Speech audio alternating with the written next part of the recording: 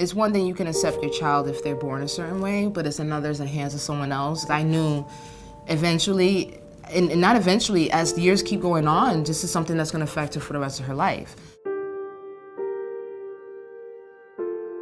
I got a phone call, they said, your child's lead is very high. She has a 21, you need to come in. Immediately I took her to the Children's Hospital. Lead is a toxin, it's a poison. It destroys brain cells. You do not want your child's brain cells to be destroyed. No amount is okay for your child. The health department instantly gets involved. That's when they came and they inspected everything and found about 11 counts of lead in my house. She had just put her daycare in that apartment too. The borders of the doors, the window sills were cracked in like the bedroom area. Pretty much the doors and the doorways all had lead. In this particular case was frightening in terms of this almost recidivist type of conduct on behalf of these landlords, where they are not doing what they need to do in terms of maintaining the paint in these apartments and then allowing these children to be continually exposed. Like as a child is developing, you expect him to do certain things. At one, I wasn't expecting her to do it, so I didn't pay no mind to it. But as she got older, I'm like, wait, she's not, speaking yet, she's not doing this yet. When I spoke with the doctors, they said it does affect speech and other things that will happen, her learning delays and stuff like that.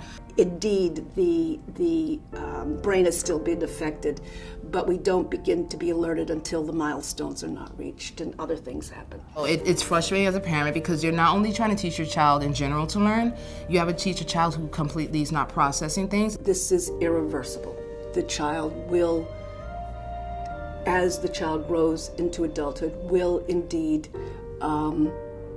suffer cognitive disabilities. Making the parents aware of that, the look on their faces is horrific. They had no idea that this was going to be impacting their child in that way. I didn't want to be in my emotions, so to speak, and just be like, why did this happen to my child? I'm so upset and blah, blah. I just wanted to help her. And that it still happens is so completely and utterly frustrating. It is a preventable cause of all of these disabilities, and we haven't prevented it.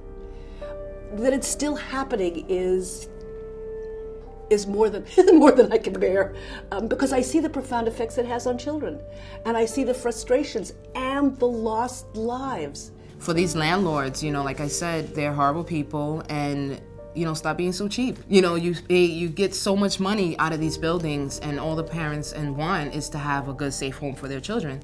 But it all comes down to money, doesn't it? And the effect on human lives are not as appreciated as the dollars and cents.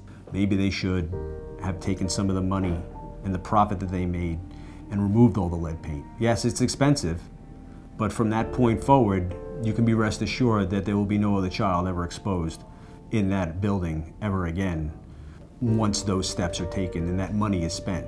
It may hurt their bottom line, but it's going to save the brains of young children.